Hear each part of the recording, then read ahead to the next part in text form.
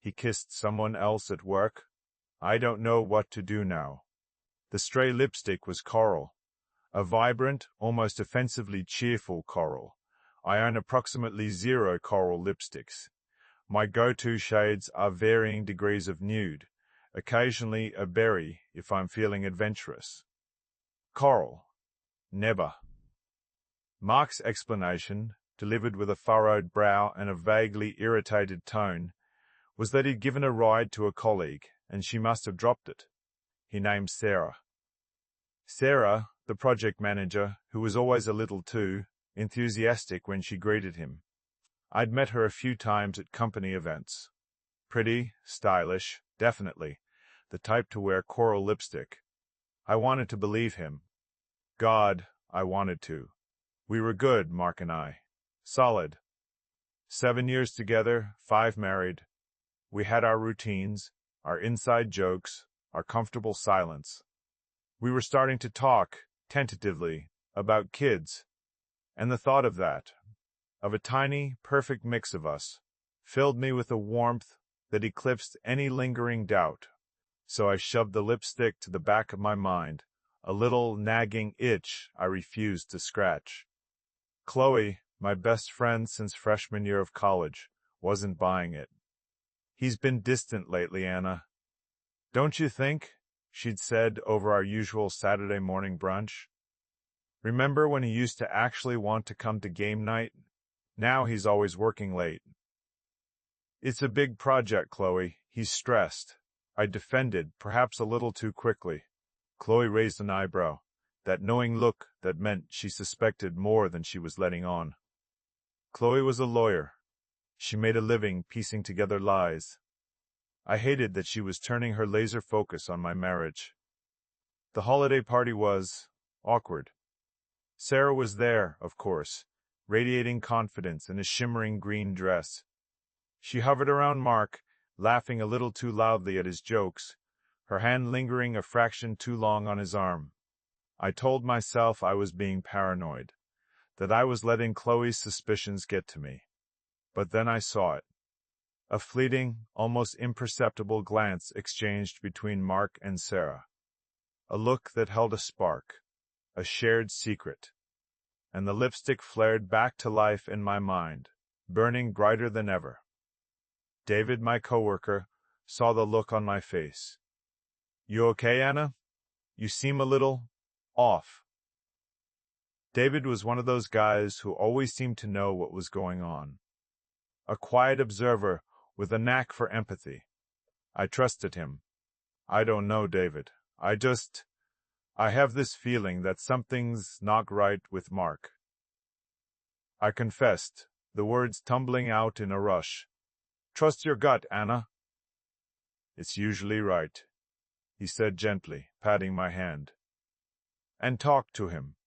Don't let it fester. Easier said than done. I tried.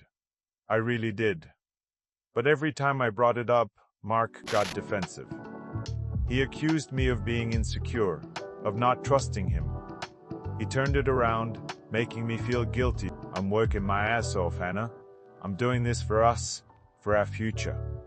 Don't you think I'm stressed enough without you constantly accusing me of something? And I would back down, swallowing my doubts, desperately wanting to believe him. Then came the text. It was from an unknown number, a single photo. Mark, kissing Sarah. Not a peck. Not a friendly hug.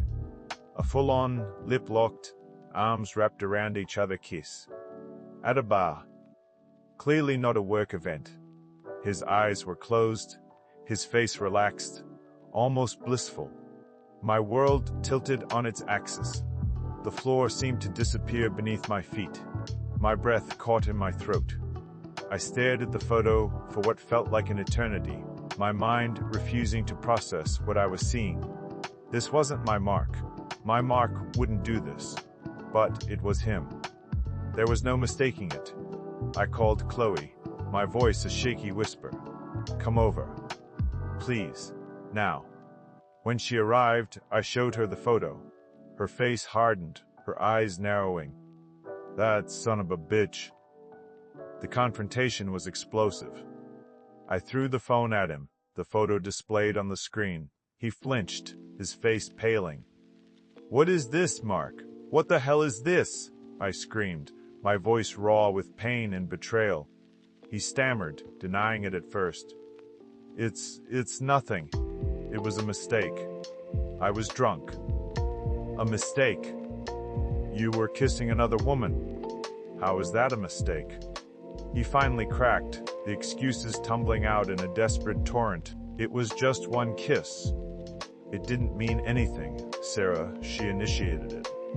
I was vulnerable. I was stressed. I didn't mean for it to happen. So it's her fault. You're blaming her? I couldn't believe what I was hearing. No, I'm not blaming her. I'm just saying. He trailed off, realizing how pathetic he sounded. Get out, I said, my voice cold and hard. Get out of my apartment. He begged, he pleaded, he promised to change. He swore he loved me, that it would never happen again. I didn't care. The trust was gone, shattered. Like a delicate vase dropped on a concrete floor. I packed him a bag with some clothes and toiletries and shoved him out the door. He went to a hotel. Chloe stayed with me that night, holding my hand, letting me cry. She didn't offer platitudes or empty reassurances. She just listened. The next few days were a blur of tears, sleepless nights, and gut-wrenching pain. Mark bombarded me with calls, texts, and emails, each one more pathetic than the last. Flowers arrived, wilting symbols of his insincerity. I ignored them all. My therapist, Dr. Evans, was a godsend. She helped me navigate the swirling vortex of emotions, to understand that it was okay to feel angry, hurt, and confused. She reminded me that I deserved better than to be someone's moment of weakness. Set boundaries, Anna. Understand your own needs. What do you want? She asked, her voice calm and reassuring. Mark's mother, Emily, called, her voice laced with disappointment. Anna, darling, what's going on? Mark is devastated. You need to forgive him. You're a wife. You have a responsibility to your marriage. I bristled. Emily, with all due respect, this isn't my fault. Mark betrayed me. He broke our vows. But marriages have ups and downs, dear. You can't just throw it all away over one mistake. It wasn't just one mistake, Emily. It was a betrayal of trust. And I'm not sure I can forgive that. Even John, Mark's best friend, got involved. He called me, his voice somber. Anna, Mark's been really struggling at work. The pressure's been insane. And Sarah, well, let's just say she's got a reputation. She's been all over him since he started. So now everyone was making excuses for him. Blaming his work, blaming Sarah, blaming anything but him.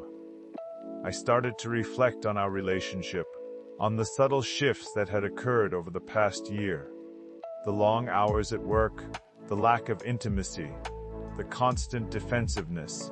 Had I been blind to the red flags? Had I been so focused on building a future that I'd ignored the cracks in our foundation? I threw myself into my work, losing myself in the creative process. I started painting again, something I hadn't done in years. I reconnected with old friends, laughing and reminiscing about the past. I even took a pottery class. I was reclaiming myself, piece by piece. Then came the day Mark came back to collect his belongings.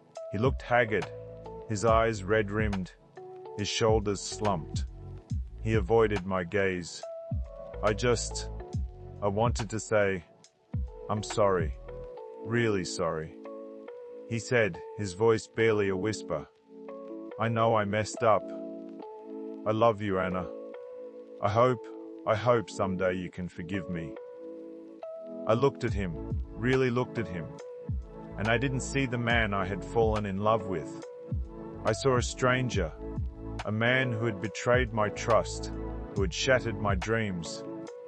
I need time, Mark, I said. my voice devoid of emotion. He nodded, tears welling up in his eyes. He picked up his bag and walked out the door, leaving me standing alone in the apartment we had once shared. Later that evening, I packed a suitcase, not with Mark's belongings, but with my own. A few changes of clothes, my laptop, my sketchbook, a photograph of me and Chloe laughing on a beach. I didn't know where I was going. Maybe I would go stay with Chloe for a while. Maybe I would book a flight somewhere warm, somewhere far away. As I zipped up the suitcase, I caught my reflection in the mirror. My eyes were tired, but there was a newfound strength in my gaze, a determination, a sense of freedom. I was done being a victim. I was done making excuses. I was done making excuses. I was done waiting for someone else to make me happy. I was ready to face the future, whatever it may hold.